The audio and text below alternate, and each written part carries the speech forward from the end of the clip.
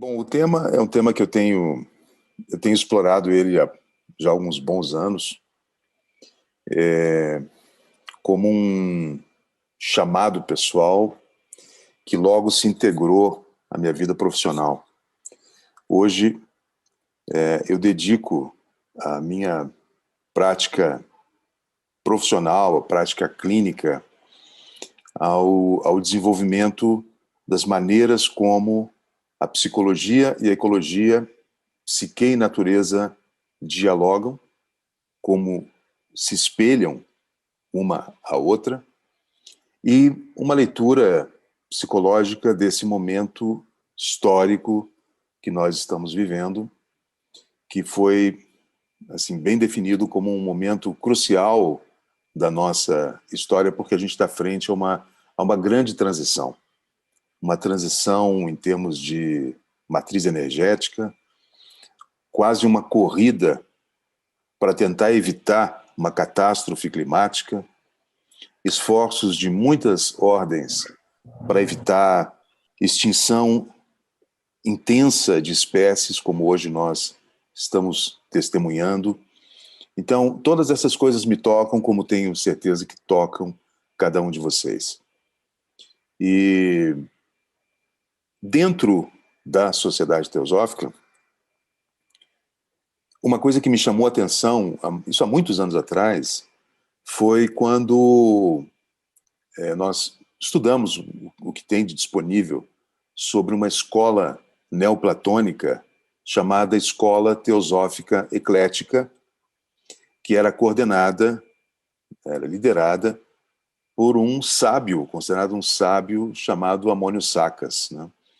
A Sociedade Teosófica foi inspirada, inclusive, nessa escola que funcionava no Egito, né, no porto de Alexandria, onde representantes de inúmeras tradições passavam, era um ponto de passagem, um centro de comércio. Então, um espaço onde diferentes visões de mundo, diferentes religiões conviviam, né? E essa escola do Amônio Saccas foi uma escola que se dedicou a encontrar o que havia em comum entre as diferentes visões de espiritualidade, né? E o movimento teosófico contemporâneo busca fazer isso de uma forma não sectária, busca investigar essa sabedoria original da qual todas as religiões são expressão, né? Mas uma coisa curiosa é que existiam dois termos que transitavam naquele período, no século II depois de Cristo, que era, primeiro, como chamavam o próprio Amônio Saccas. Ele era chamado de Theodidactos, aquele ensinado por Deus, né? E os seus discípulos, com uma forte influência neoplatônica, eram também chamados de analogistas, porque além de fazerem o estudo comparativo das tradições espirituais, eles se notabilizavam por fazer comparações entre ensinamentos espirituais e os fenômenos da natureza. Então, essa relação entre sabedoria e natureza, ela está no DNA do movimento teosófico. Já se fazia isso há muito tempo atrás. É claro que o que a gente sabe sobre os neoplatônicos naquele tempo não era mais do que isso. Mas quando a gente olha para a história da espiritualidade, a gente vai descobrir que a natureza participa de uma forma central nos ensinamentos de grandes sábios e mesmo de tradições inteiras, né? Um exemplo, talvez o mais evidente, é a cultura chinesa, a tradição chinesa, inspirada no taoísmo, que é uma filosofia sobre o funcionamento da natureza. Para os sábios taoístas, a natureza era o primeiro grande mestre, de onde vêm todos os outros grandes mestres. Porque o ensinamento básico sobre a vida ele é obtido pela observação dos fenômenos naturais, pela observação de como o mundo se organiza, como a vida se organiza, como a nossa psique se organiza. E essa relação entre a natureza em funcionamento e o espírito, né, ou a psique em funcionamento, eram grandes pilares da sabedoria original taoísta. Nas obras que foram gestadas já dentro do movimento teosófico, especialmente as obras de Blavatsky, quando ela passa a estudar o simbolismo antigo, grandes figuras do passado, grandes mestres do passado, ela traz a ideia de que a sabedoria viva, né, a sabedoria, o caminho que leva a essa sabedoria viva, exemplificada, por exemplo, na tradição dos mistérios, ou nas práticas místicas, ou nas escolas de, vamos dizer assim, as escolas secretas onde se ensinavam práticas que não eram abertas a todos, mas que abriam os canais de percepção e que desvelavam para aqueles místicos, para aqueles praticantes, os segredos do mundo invisível.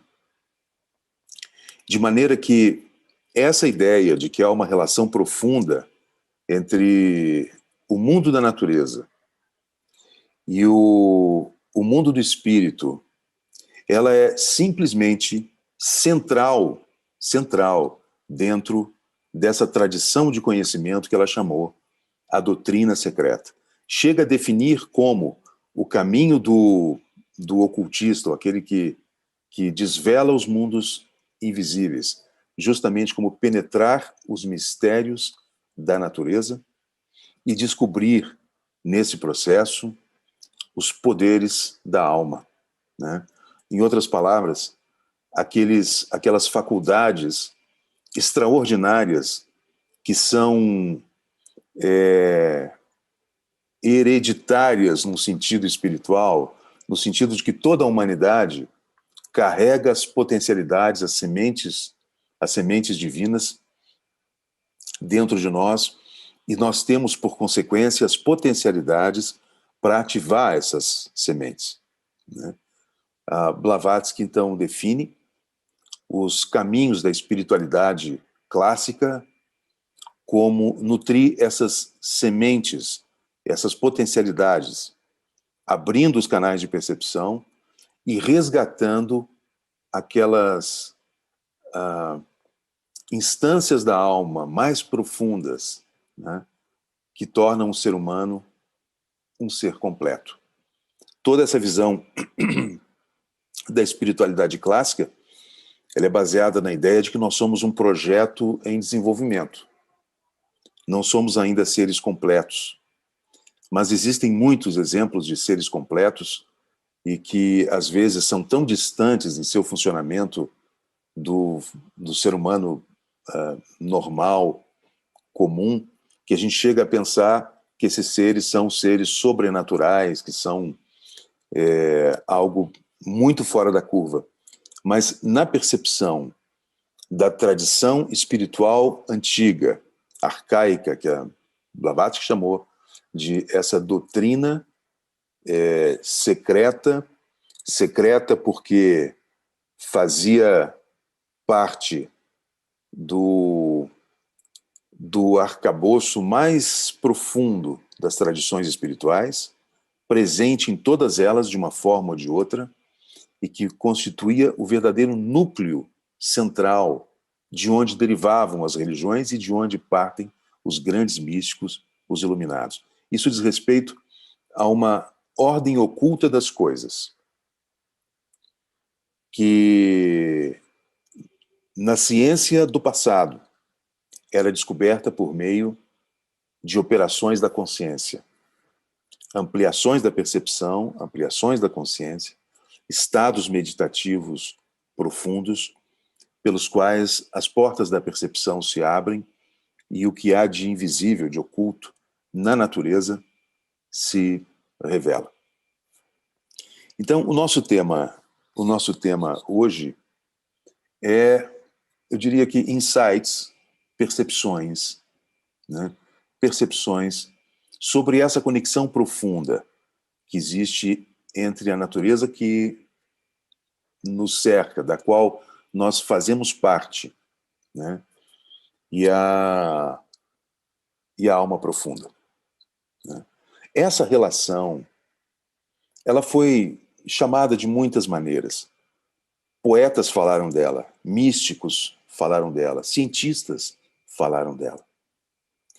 Tem uma passagem de Goethe, em que ele afirma que as grandes verdades da humanidade, elas foram faladas muitas e muitas vezes, por muitos sábios, no passado, faladas no presente, mas elas precisam mesmo ser faladas muitas vezes, porque às vezes, né,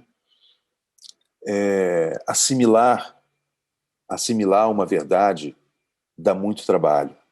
A gente precisa relembrar, a gente precisa elaborar, refletir, precisa amadurecer a ideia para que ela se torne uma parte da nossa personalidade. E eu diria que, infelizmente, o tempo que nós estamos vivendo é um tempo de esquecimento desse enraizamento da vida espiritual, da vida psíquica no mundo da natureza. As intuições dos antigos são admiráveis. Por exemplo, entre os alquimistas e outras tradições, se falava que o planeta, né, o mundo tem alma, né? Eles usavam a expressão anima mundi, a alma do mundo. Nessa expressão vem a intuição de que nós habitamos um mundo com consciência, né? Essa era a intuição dos antigos. Nós vivemos um tempo em que o nosso entendimento científico do mundo natural nos levou ao entendimento de que esse mundo é constituído de matéria, né? E que a matéria é a base da existência de todas as derivações, as criações desse mundo, né? Mais recentemente, a própria ciência, como aqueles que acompanham o progresso do pensamento científico sabem, a própria ciência caminha na direção da compreensão de que o termo matéria, ele é um conceito vazio, né? Jung falava disso. Mas Jung, vamos dizer assim, Jung é um homem do espírito, né? Um homem da psique. Mas Jung dizia isso, que o conceito de matéria com o qual a ciência trabalha é um conceito seco. E que, na verdade, não há matéria sem espírito, dizia Jung. Se você pega essa mesma ideia e vai em Blavatsky, ela vai dizer que a diferença entre espírito e matéria é a mesma entre duas cores numa paleta de cor. Vamos dizer assim, entre o infravermelho e o ultravioleta. Existe uma gradação enorme dentro dessa régua, em que vai haver mais matéria e menos espírito, e outro vai ter mais espírito e menos matéria, mas nunca vai haver só espírito ou só matéria, né? Dessa forma, se a gente vai mais fundo nesse pensamento,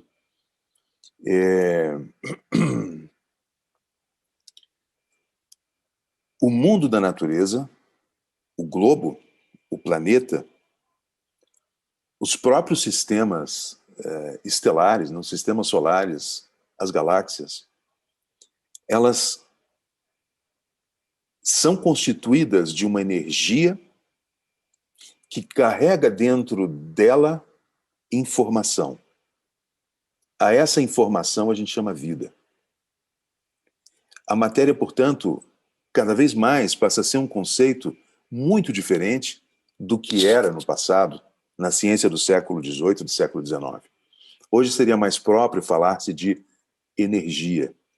E aqui a gente teria que fazer um contraponto, voltando também aos taoístas, cujo conceito de energia vital, que eles chamam de Qi, é um conceito carregado de informação. Assim como hoje nós entendemos a ideia da energia. Um médico chinês ele vai trabalhar com a sabedoria dessa energia. Onde ela falha, onde ela está obstaculizada por alguma razão, onde ela está deficiente por alguma razão, começa a se desorganizar essa capacidade vital, autorregenerativa que existe em toda a vida. Portanto, quando o médico chinês bota uma agulhinha ou passa uma erva, ele está pensando em levar energia para aquele lugar, e ao levar energia para o lugar adoecido, na verdade, o que ele está levando é a capacidade restauradora da natureza. Portanto, a energia ela é veículo dessa capacidade restauradora.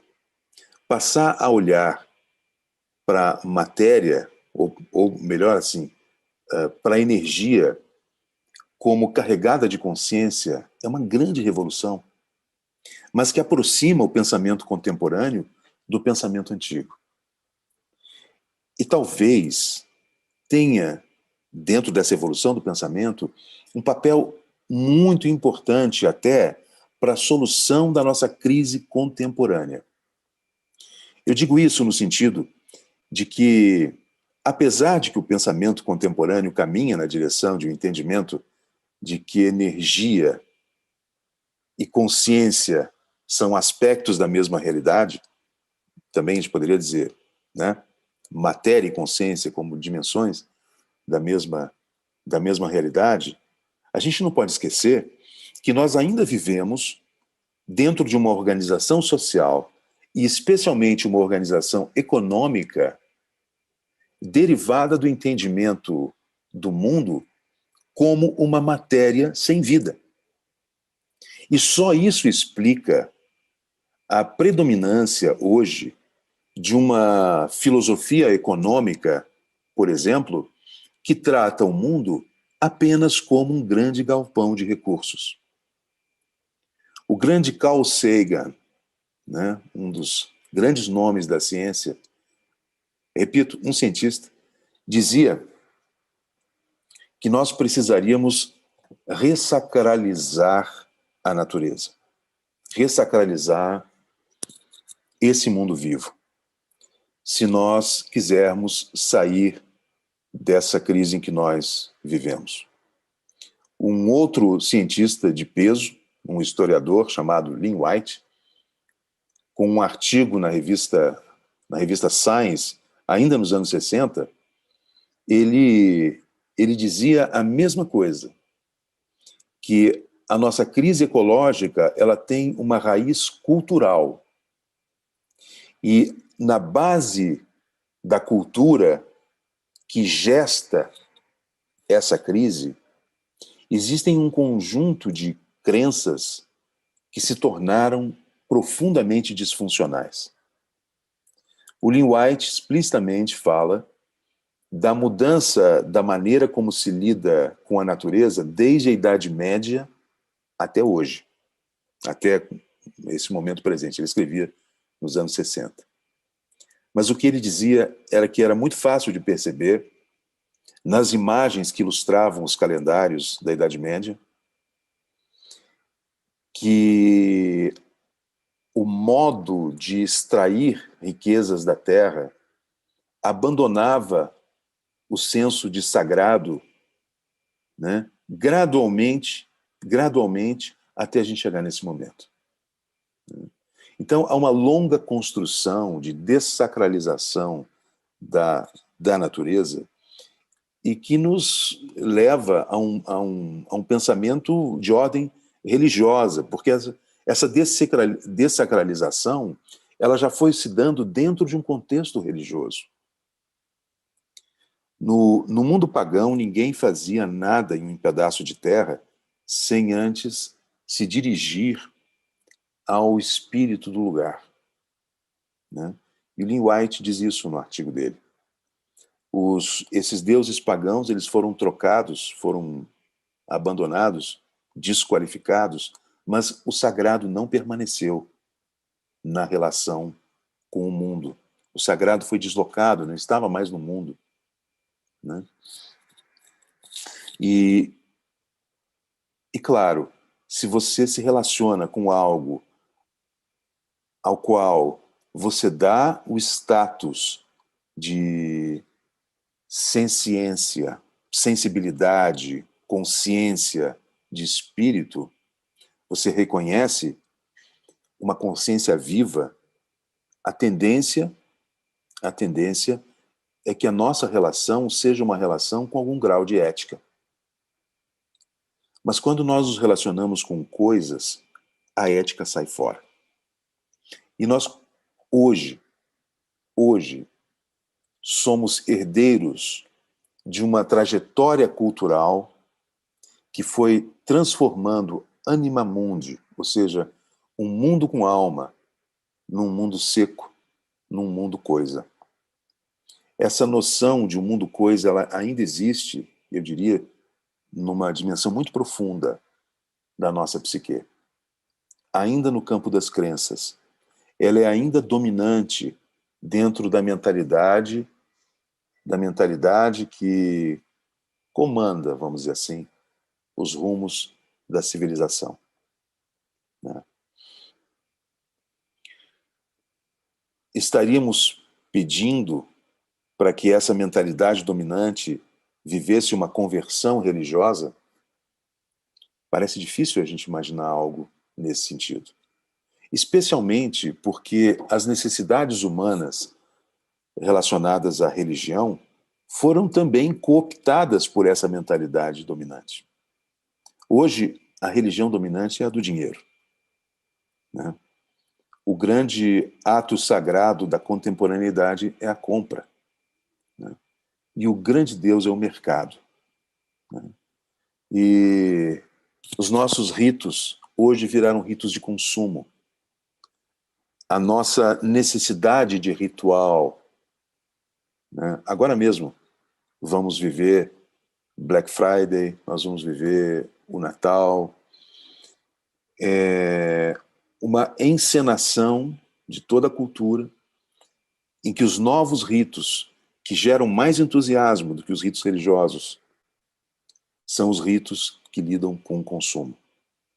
Um consumo que marca a organização do nosso tempo, um consumo exagerado que vem acompanhado de uma quase absoluta falta de consciência dos custos ambientais e sociais da maior parte dos produtos que nós consumimos, o que faz de nós cidadãos um tanto alienados e, infelizmente, partícipes,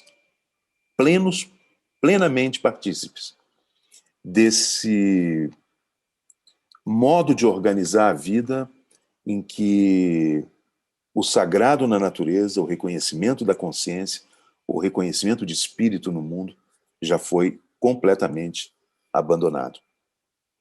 Volto à pergunta, nós precisaríamos de uma reconversão religiosa?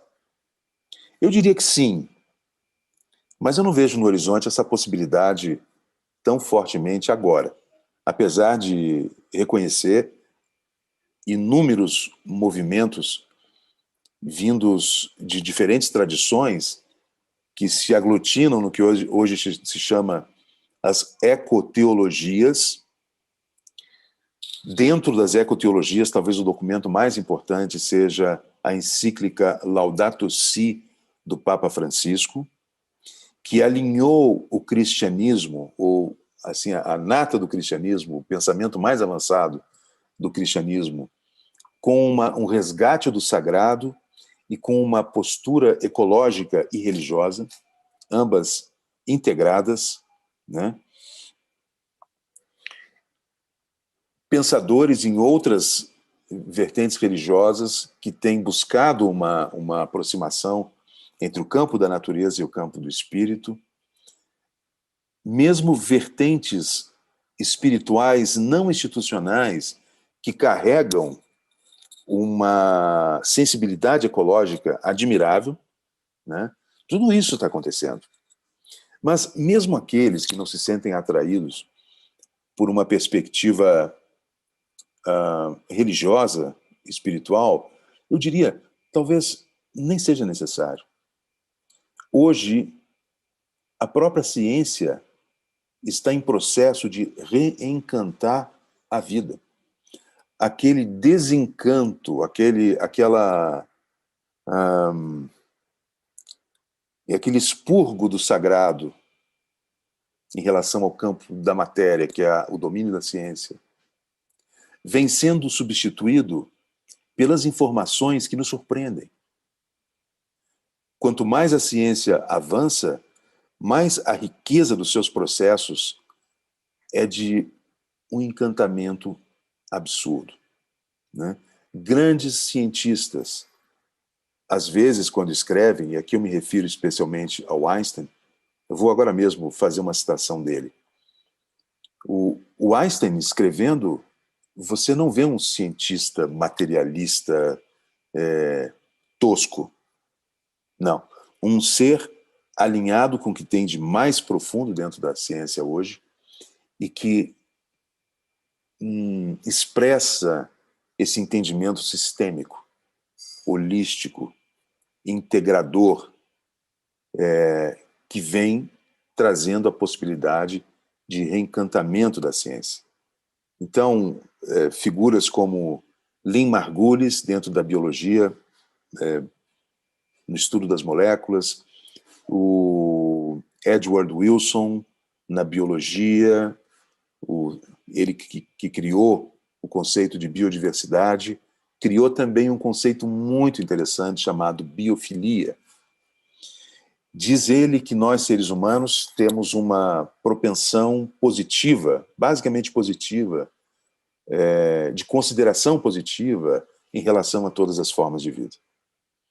E essa positividade deriva da nossa história, porque nós somos uma espécie que se desenvolveu, que evoluiu sempre em interação com outras espécies. Desde o surgimento da nossa espécie, especialmente do Homo sapiens, do Homo sapiens sapiens. Ainda no tempo das cavernas, vocês podem imaginar o que era o cenário da nossa vida nessa época, né? Éramos testemunhos vivos de uma exuberância de vida, às vezes ameaçadora, muitas vezes encantadora, mas sempre em interação, com um senso de pertencimento a esse mundo vivo. Em algum momento, esse senso de pertencimento ao mundo vivo se perdeu. E hoje, se eu for chamar assim de qual é esse ser, esse ego, esse homem ou mulher, especialmente o homem, em seu senso de identidade, como ele se vê? Ele se vê como alguém desconectado dessa grande teia.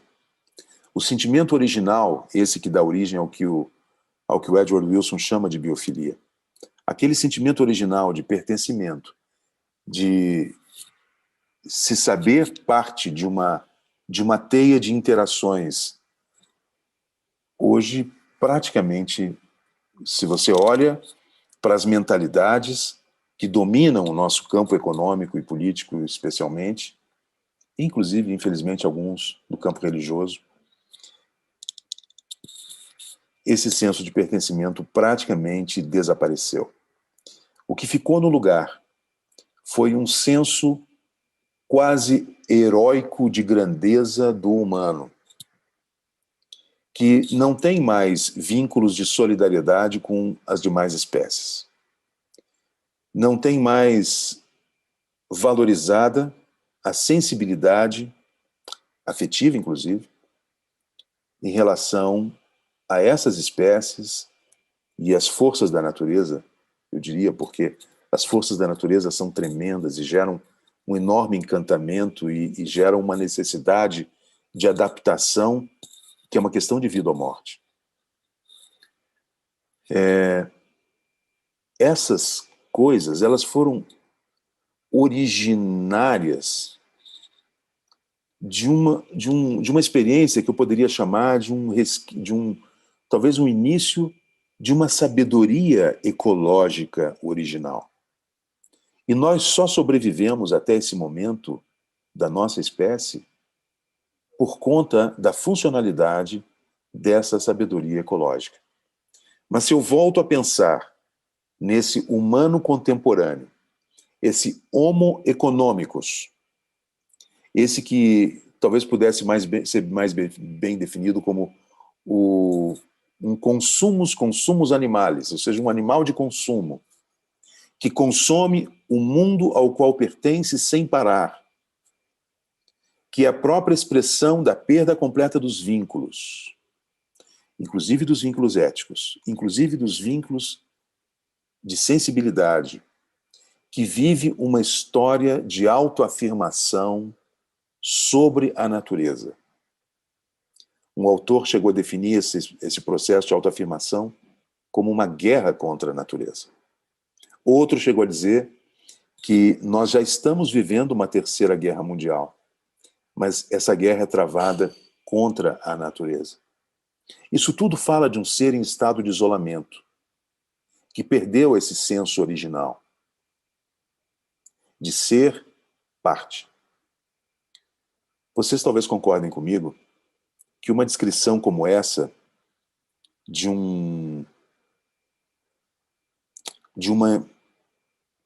indivíduo alienado do mundo que ele vive, que apenas o consome, é a descrição de um ser adoecido.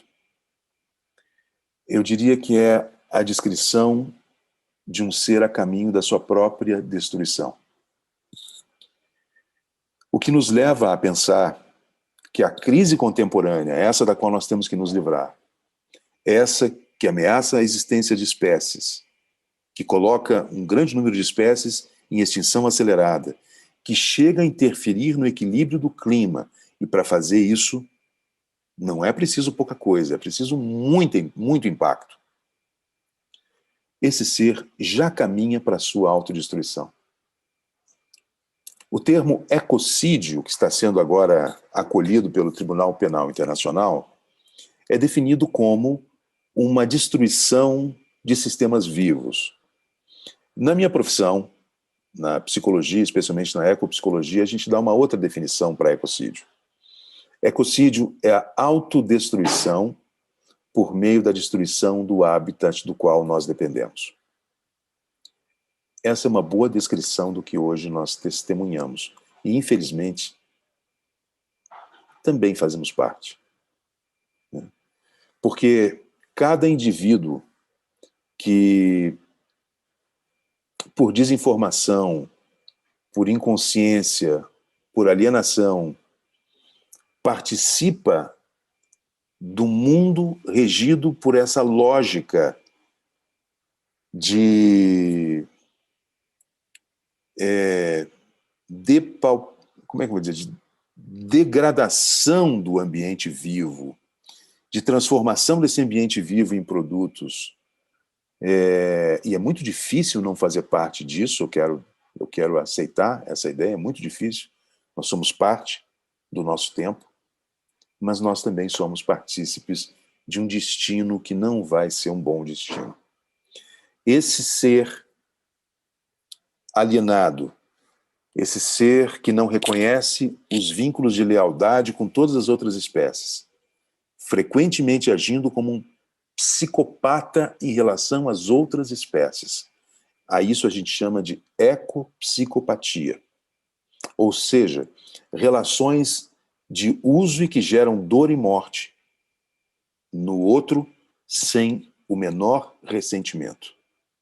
Vocês vão concordar comigo que o trato que nós damos, especialmente a algumas espécies que dividem conosco esse planeta, se equipara a traços de psicopatia. Portanto, eu descrevo um ser alienado, perdido, apoiado apenas no seu senso de grandeza, na tecnologia que é capaz de gerar, e infelizmente por uma ciência que coopera com isso. Isso tudo é um quadro que define a nossa crise contemporânea. Quando Carl Sagan diz que nós precisaríamos ressacralizar nossa relação com a natureza, para mim, ele está absolutamente correto. Mas ressacralizar significa olhar com outros olhos, redescobrir que natureza é essa. Descobrir, inclusive, como se descobre o sagrado no mundo natural. Sabe o que nos ajuda nisso? Que nós não temos que partir do zero. Porque as grandes almas do passado já sabiam isso e já faziam isso. Aí de novo, a gente precisa lembrar do Goethe. As verdades são ditas muitas vezes. A gente precisa escutá-las muitas vezes para assimilar. Elas nunca deixaram de estar presentes.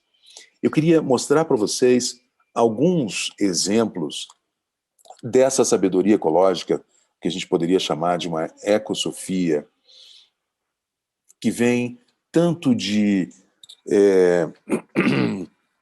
poetas, como de místicos, como de cientistas. Por exemplo, Ralph Waldo Emerson, um dos transcendentalistas norte-americanos,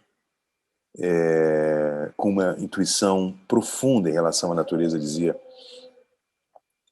a natureza simplesmente é a criadora de todas as circunstâncias que determinam todas as nossas demais circunstâncias.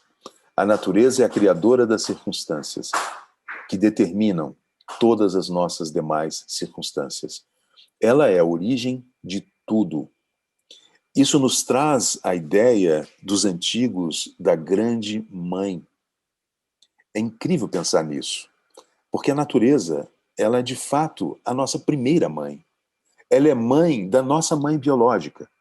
Ela é mãe da nossa mãe biológica. Se a gente vai voltando, ela é a mãe de todas as coisas. E sentir isso, que a gente vive num mundo em que as coisas brotam, e brotam por uma inteligência própria desse mundo vivo, que os antigos chamaram de a grande mãe. Nós estamos então sofrendo, se aceitamos essa ideia, de uma crise de deslealdade em relação a essa mãe original. E, como eu disse antes, só ocorre porque nós não mais a vemos como uma grande mãe, né? A ideia de uma grande mãe parece poética ou mística demais para os materialistas, né? E assim é desqualificada. Uma pena, porque é essa mentalidade materialista, na sua secura, na sua objetividade, que mata o espírito. E depois de matar o espírito, mata a origem do espírito, que é a própria vida, a própria organização da vida, né? Mas vamos à frente, porque é um delicioso exercício pesquisar nos ensinamentos de grandes sábios como eles viam a natureza. E eu tenho para mim que nesse momento que nós vivemos, em que a ciência tem mais peso do que a religião, né? No comando das nossas escolhas civilizatórias, a ciência tem um papel talvez até maior. Eu talvez esteja errado pensando isso. Mas a influência da ciência é enorme, e a influência da tecnologia que ela gera também. Claro que a gente não pode esquecer que, em geral, todas as pessoas têm algum tipo de religião. Mesmo um materialista, capitalista mais ferrenho, ele transformou o seu capitalismo numa espécie de religião, né? Isso, em outro momento, a gente poderia refletir mais sobre. Mas o que eu precisaria salientar é que conceber de novo, pensar de novo, a partir dos ensinamentos mais surpreendentes da ciência, junto com os ensinamentos desses grandes sábios, talvez inclusive com o estudo das mitologias, isso nos dá fundamentação para restaurar o nosso olhar e aprofundar a nossa experiência como seres humanos, para estarmos em condições de olhar para o mundo natural de uma outra forma. Os que gostam de mitologia e tradições antigas conhecem Mircea Eliade, ou Mircea Eliade, que diz: para todo aquele que tem uma experiência religiosa, a natureza toda é capaz de revelar a si mesma como sacralidade cósmica. O que nos faz pensar que a potencialidade mística que está em todos nós, seres humanos, ela em si sacraliza a natureza, porque nos permite ver a alma dela, né?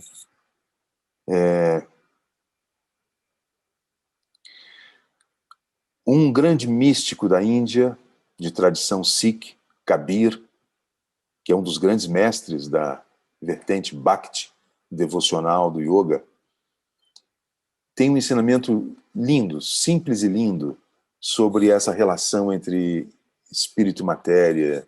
Ele diz assim, que Deus é o alento dentro do alento. Ele é o sopro dentro do sopro. Nos relembrando que aquilo que nós vemos é veículo de algo mais profundo e que o sagrado está, de alguma maneira, atuando em toda a expressão da natureza. Um colega, um psicoterapeuta, David Richo, escreveu o seguinte: existe algo em nós que nos transcende. É aquele algo que acena para nós a partir da natureza. É o chamado da natureza selvagem para a integridade espiritual. O self chama o ego através da natureza. O self chama o ego através da natureza.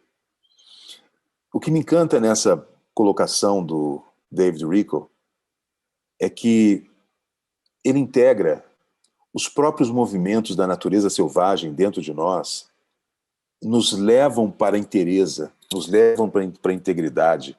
E a integridade do humano, né, é bastante alicerçada na força da natureza em nós. É a integridade que é o nosso caminho para o espírito, né? E ele completa dizendo que o self chama o ego através da natureza. Isso nos faz pensar o seguinte. Aqui, claro, ele está usando uma conceituação junguiana, né? O self como instância organizadora da totalidade da psique. E o ego como o gerentezinho que organiza as relações dentro do campo consciente. Ele está dizendo o seguinte, que o self chama o ego por meio da natureza. Isso nos faz pensar que a mesma ordem inteligente que organiza os ecossistemas organiza nossos sonhos, organiza nossas fantasias, organiza inclusive os nossos desejos, organiza todo o funcionamento biológico, mas também o funcionamento psíquico, né? É natureza o que se passa em nós sempre que nós pensamos, que nós sentimos, né? A natureza nos equipou para criarmos cultura, para criarmos arte, né? De novo, ela determina as circunstâncias que vão criar as demais circunstâncias, como dizia Ralph Waldo Emerson, né? Eu gostaria de mostrar a vocês uma passagem, duas passagens, uma delas do, do Einstein. Não, eu vou deixar do Einstein para mais tarde, se bem que eu já estou quase terminando, né, Márcio? Meu tempo já está indo Sim, embora. você já está entrando nos seus 10 minutos finais. Os 10 minutos finais, tá bom. Eu acho que eu vou trazer de novo Ralph Waldo Emerson, quando diz o seguinte: cada fato natural é símbolo de algum fato espiritual. Cada aspecto que se apresenta na natureza corresponde a algum estado mental. Cada aspecto que se apresenta na natureza corresponde a algum estado mental. A intuição do poeta revelou que natureza e psique são tão profundamente conectadas que a nossa psique se vê espelhada nos seres e fenômenos da natureza. E eu tenho para mim, assim, com absoluta certeza, que esses grandes místicos, grandes sábios, descobriram isso e exploraram isso. Às vezes, uma caminhada numa floresta nos ensina mais sobre nós mesmos se nós olhamos para o que aparece com atenção e identificamos nos seres e fenômenos da natureza espelhamentos da nossa psique, né? Isso vale muito mais do que estudar uma enciclopédia. A natureza, ela é um livro de sabedoria. Ao mesmo tempo, é um grande mestre.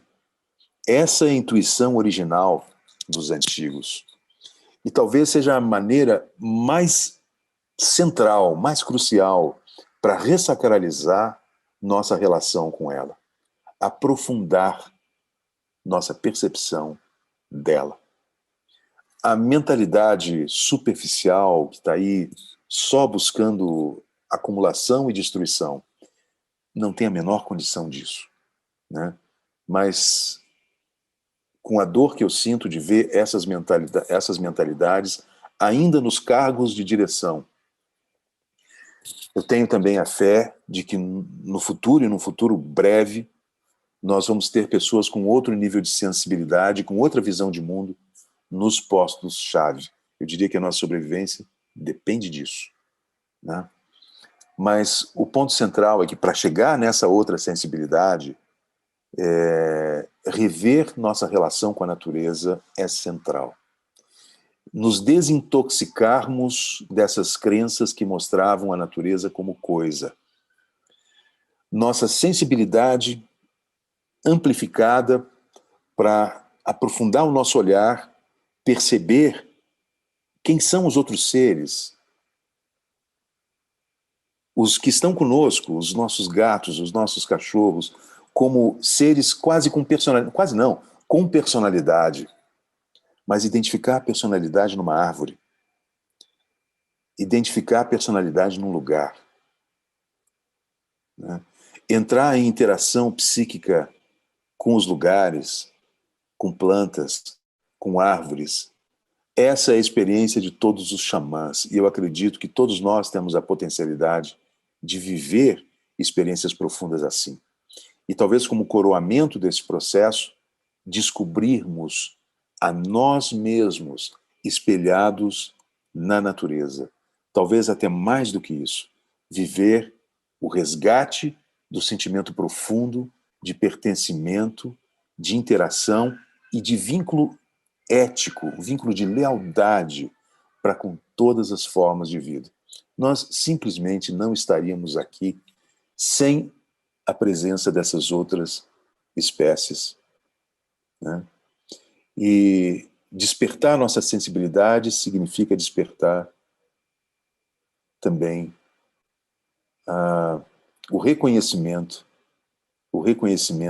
dessas outras identidades. O mundo é um mundo consciente. Todos os seres têm algum grau de senciência. E é muito diferente, em termos de qualidade da vida espiritual, se relacionar com o mundo vivo e consciente do que se relacionar com o mundo coisa. Infelizmente, nada menos do que isso nós precisamos para fazer a grande transição. Infelizmente, porque é uma grande transformação, né? Mas eu acredito, e aqui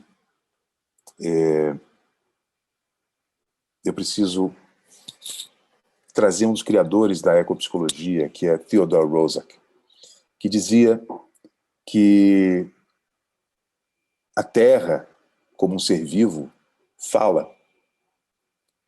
E como ela fala? Ela fala dentro da psique. Ela fala dentro de nós como um chamado. E eu sei que são muitas as pessoas que ou já sentem e assumem esse chamado, ou estão muito próximos de sentir, de escutar esse chamado. A Terra chama por aqueles que venham defender a grande mãe, que venham defender. Basta a gente olhar para a nossa sensibilidade vai estar gritando nessa direção.